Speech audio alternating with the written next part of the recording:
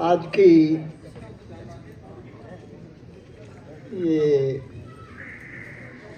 जयंती समारोह के सभापति हमारी सबसे बड़ी खाप नैन खाप के चौधरी, असल में भारतवर्ष में नैनों की ये सबसे बड़ी खाप ऑर्गेनाइज खाप है। मुझे तो मैं जाने का सौभाग्य नहीं मिला, लेकिन 1 एकड़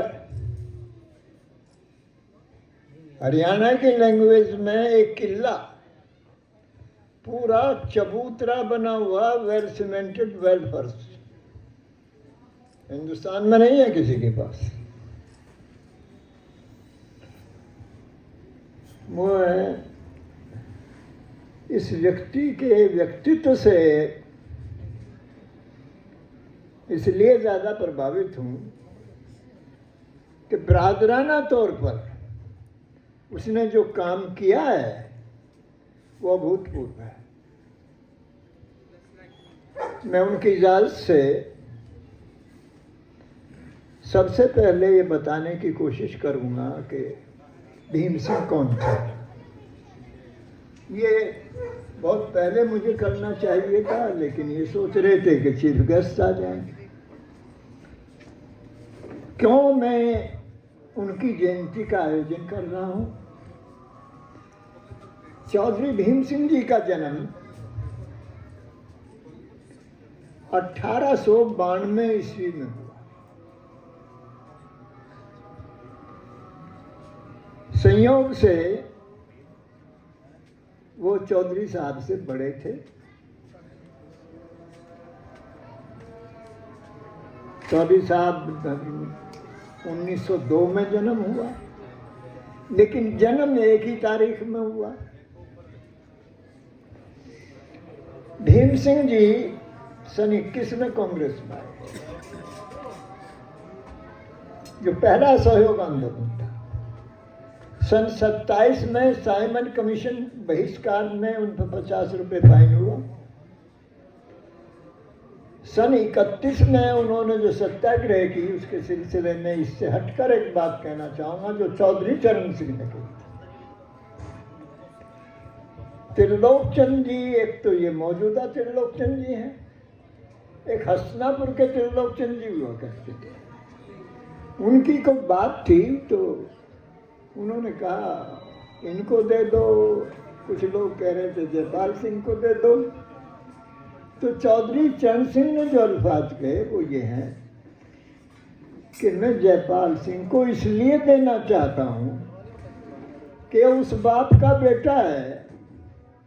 मैंने प्यारेलाल शर्मा से ये कहा कि मैं सत्याग्रह नहीं कर सकूँगा क्योंकि घर में दाना एक नहीं है खाने को, और मेरी पत्नी हामला है। प्यारेलाल शर्मा ने कह दिया मत जाओ। भीम सिंह मेरे पास आया और उसने कहा चरण सिंह, वो मेरा नाम लेते थे, ये चौसठ के भीम सिंह ने कहा हम तो पढ़े लिखे लोग नहीं हैं, 8 आदमी मुझसे अलग हैं, सारे प्राइमरी पास नहीं है कोई, हम वॉलंटियर रहेंगे। ये देश एक दिन आजाद होगा तो इस देश का बहुत बड़ा आदमी बनेगा। अगर मैं उस समय कमजोरी मान जाता तो मैं इस मकाम पे नहीं होता जिस पे आज हूँ। ये टिकट मांगने का जो मौका है ये उस आदमी की बदौलत है, वो भीम सिंह। सन 31 की सत्याग्रह की बात की। सन 42 में भी जो सत्याग्रह की हुई वो भी चौधरी चरण सिंह के साथ हुई। 31 में 6 महीने की सजा और 50 रुपये जुर्माना, 42 में 1.5 साल की सजा, 151 रुपये जुर्माना। मुझे ये कहने में न शर्म आती है और न संकोच होता है जो मैं कहने जा रहा हूँ। उस आदमी ने जो जमीन कांग्रेस के द्वारा अलॉट की गई थी सत्याग्रहियों को, एक विश्वासी जमीन नहीं ली। और मुझे ये फक्र है कि मैंने एक बार चौधरी साहब को ये कहा, उन्होंने कहा ग्रीडी हो गए हो, बहुत पद के बहुत लोलुप हो गए हो।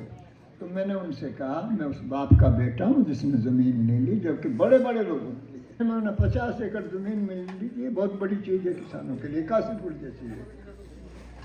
नहीं ली, पेंशन नहीं ली। मैं जब पीसीसी में बैठ रहा था, मैंने कहा साहब उत्तर प्रदेश में 6 सीटें सत्याग्रहियों के लिए दी हैं, आप मुझे सर्टिफिकेट लगा दीजिए। वो बोले मैं अपने बेटे को अफसर बनवाने के लिए नहीं जेल गया था, मैं गया था देश की प्रसन्नता को दूर करने के लिए। वो भीम सिंह, इसलिए आयोजन है ये।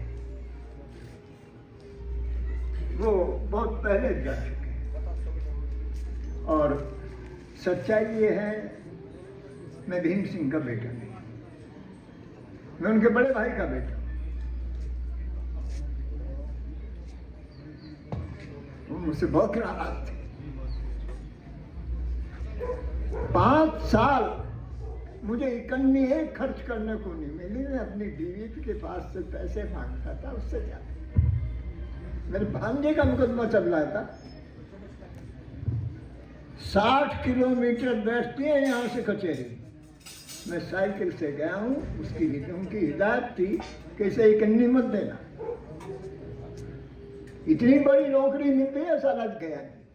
गाली देने की आदत नहीं थी उनकी। इसलिए मैं भीम सिंह के प्रति कृतज्ञ हूँ। 38 साल की उम्र में वो विधुर हुए, विवाह होना था।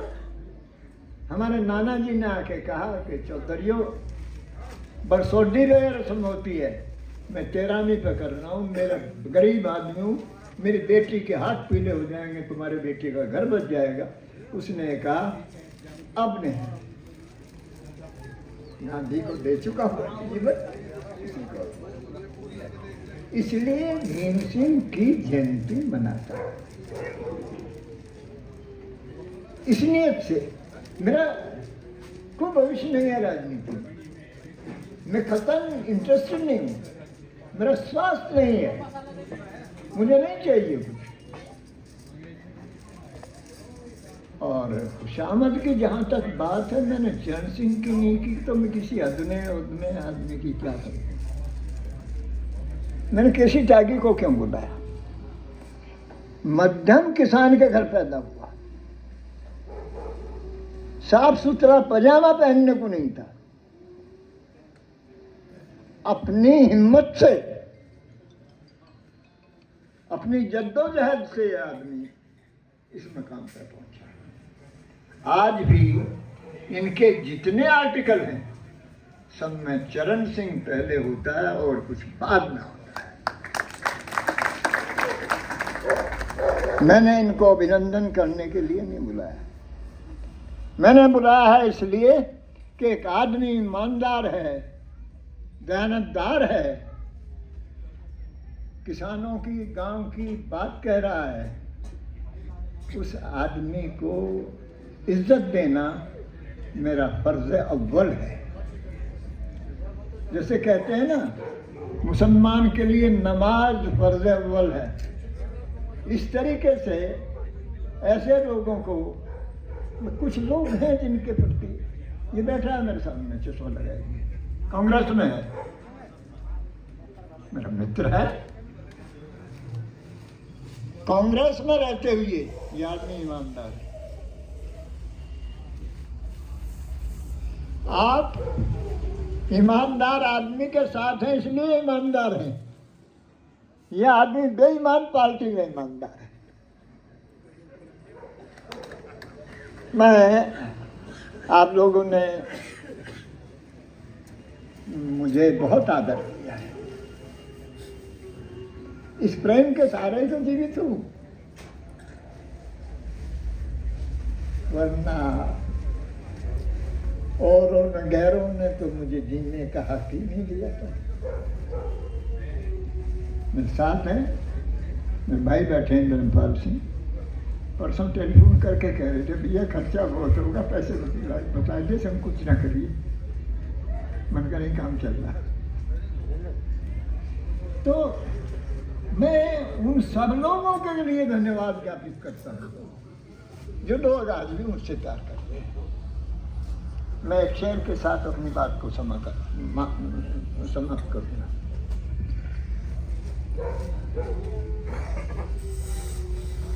और भावुक होकर नहीं कह रहा, जिसको ईमानदारी से मैंने महसूस किया है वो बात कह रहा हूँ।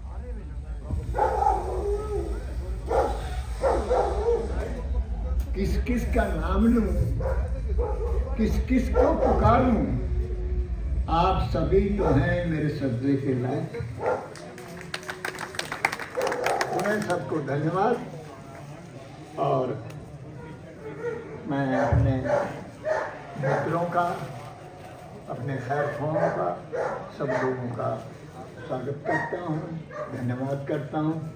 और ख़ास तौर से मेरे छोटे भाई केसी त्यागी को मैं गहराई से पसंद करता हूँ।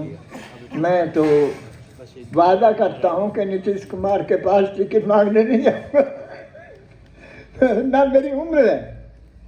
मैं आपको इज्जत दे के केवल ये मेरे मन को शांति होती है कि मैंने ईमानदार आदमी को बुला के प्रणाम किया, उसका स्वागत किया। बहुत बहुत शुक्रिया। और बार बार आखिरी समय में यही उम्मीद करूँगा कि आप फिर आएँ।